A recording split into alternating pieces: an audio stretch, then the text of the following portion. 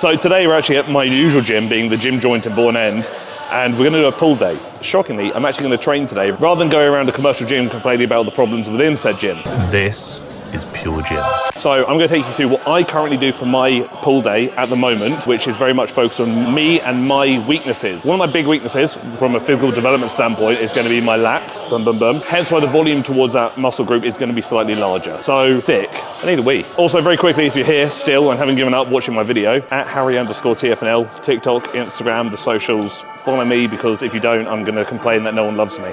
First movement. No one actually cares about this, so I'm going to tell you why. Back in the day when TikTok was really booming and the optimal science-based lifting was a big thing on TikTok, everyone called a high to low pull down an iliac pull down, because the common belief was that it would shift a bit of emphasis over to the iliac fibers being the lower fibers of the lat. Over time, people are questioning whether it might actually be more upper to mid lat fibers, but for ease, I still call it an iliac pull down when in reality it's just a high to low pull down. So regarding sets and reps, I don't really believe in high volume. I do moderate volume, depending on what you define moderate, where I'm going to do 2 sets of anywhere from about 6 to 10 reps. It usually hovers in the 6 to 8 rep mark, just because I prefer it. Coach has me doing a slightly different approach. With some movements I might do higher reps. That's just his preference, which I'm going to align with, because again, I do as I'm told. For this, it's just going to be 2 sets, each side of about 6 to 10 reps.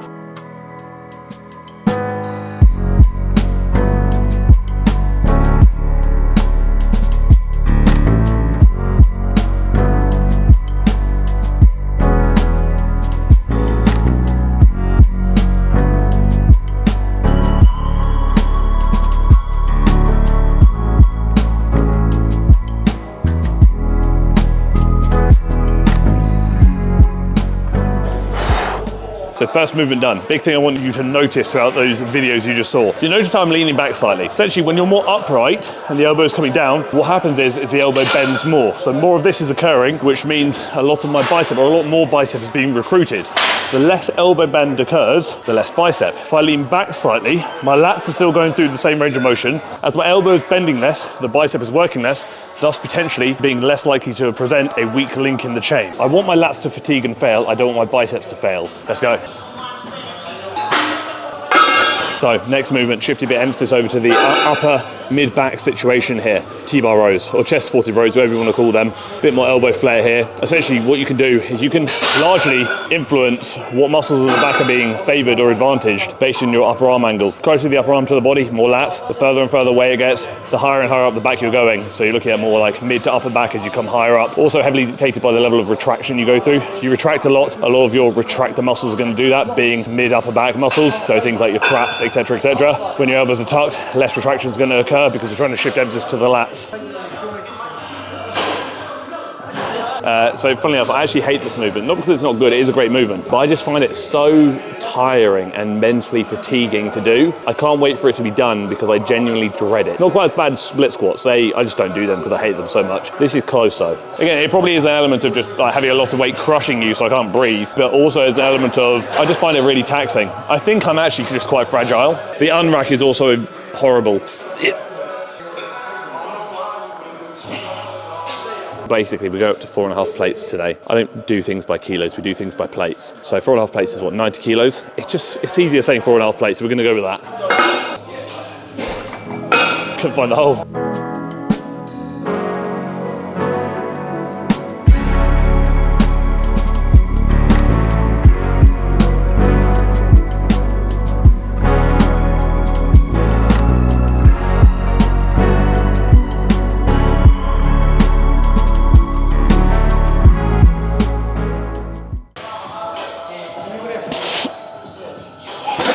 Oh, thank God that's over. That was really hard. Situation here. I mentioned earlier at the start of the clip, or start of the exercise, how your upper arm angle is going to largely determine the muscles that are getting greater emphasis. Here you'll note my upper arm angle is more like 45 to 60 degrees. The reason why I'm doing that, paired with a lot more retraction when my shoulder blade's coming back, is to shift a bit more emphasis to like my rear delts, my traps, my rhomboids, the more mid to upper back muscles, as a majority of my session external to this is going to be lat bias. So next on the old program, neutral grip pull downs. Bang. Don't forget to put your weights away. I hate it when you don't.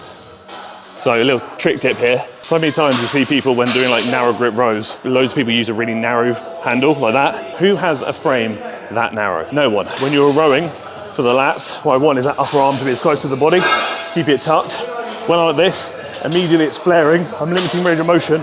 I'm basically shrugging and flaring out. That's not helping my lats in any capacity. Could be better if you grab a wider handle that's more aligned with shoulder width. Because again, I go from this to that. Better range of motion, better lat recruitment. We like that. Drink more water when you train. So many people forget to drink water. Don't be a sausage, drink water. Have enough salt in your system too. Someone's gonna come at me and say, oh, you're using the handle the wrong way around. I don't care, it doesn't matter. Feel it.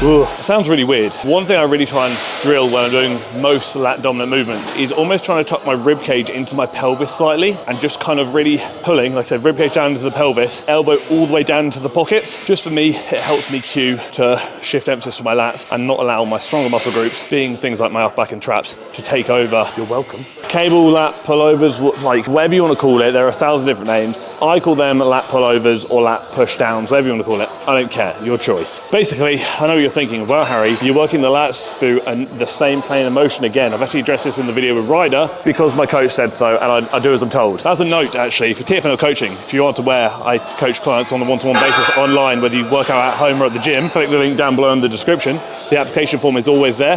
Hop on for a free Zoom consultation with me where we can just waffle for a half an hour about life. I really say to people, when it comes to coaching, if you're going to trust somebody to tell you what to do as you're told. Whether you agree with them or disagree with them, like for example, my coach and I have slightly different approaches to training. 90% is the same, but there are some differences. And I listen and do as I'm told because I'm going to learn something new that I wouldn't have learned before. Everyone can teach you something, and this has obviously worked for him and his clients previously. So you know what, I'll try, and if it works for me, I can then maybe consider implementing it for my clients too. There are 1,000 ways to do something. Don't be narrow-minded and think your way is the only way.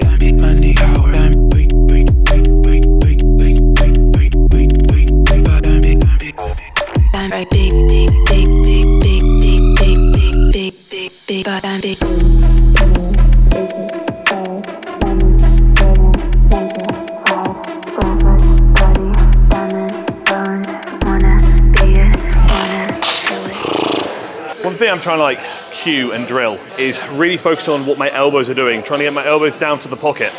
As I start pulling down and approaching said pocket, I try and like almost elevate my chest slightly, bring it to meet the imaginary bar. That helps me cue, keeping my lats actually involved and not accidentally shift the emphasis to muscles like the triceps, because there's going to be an extended position you're maintaining there. Sure, I'm not a big believer in mind muscle connection. It has relevance when you're looking at like teaching somebody movement patterns. What I'm a big believer in, doing things to help you standardize the technique and keeping emphasis where you want to keep emphasis. Next plan of action, last kind of pulling based motion outside of biceps now. Cable reverse flies, trying to bring the arm down about 45 degrees, give or take. That seems to align best with what I'm trying to achieve here, which is rear delt stimulus, being the old back of the delts there. So obviously delts are split into kind of 3 sections, you want to call it, 3 heads, whatever you want to call it. Anterior, front, lateral, side, posterior, rear, boom, sorted. Granted, gets heavily worked in like the T-bar row and a lot of other pulling patterns, but for me, I feel like they probably need a little bit more emphasis, hence direct targeting through a rear delt slide.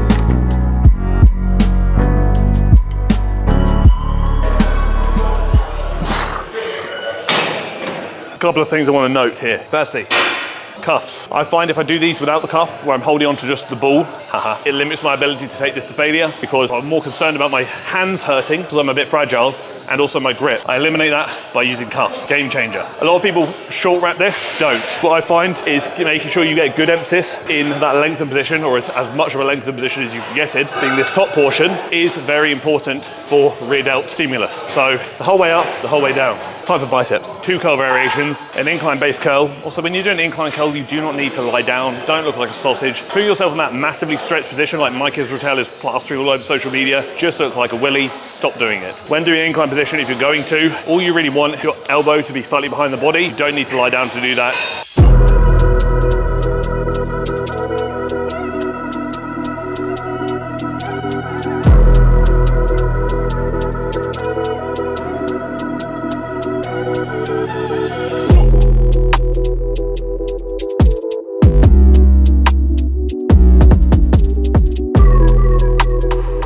Point I want to address there is you'll note when I'm curling, I stop a little bit shy. Oftentimes what people do when they curl They stop up here when the wrist is stacked above the elbow. Tension has come off the bicep. Stop it. A little bit shy, tension stays there throughout the entire movement. Good. Stimulus, growth, gains, do that. Last bicep movement of the day. Another supinated motion where we are boom, boom, boom. I actually don't do any hammer curl variations because I don't need to. What I do is a lot more bicep work because my biceps, shockingly, are actually a weak point for me. So preach curl machine. The preach curl itself, like free weight over there, is fine. I like it. I prefer the machine personally. Funnily, I actually hurt myself being an idiot when I was 18 doing preach curls, and I've been scared to do it ever since. So that's why I use this machine instead.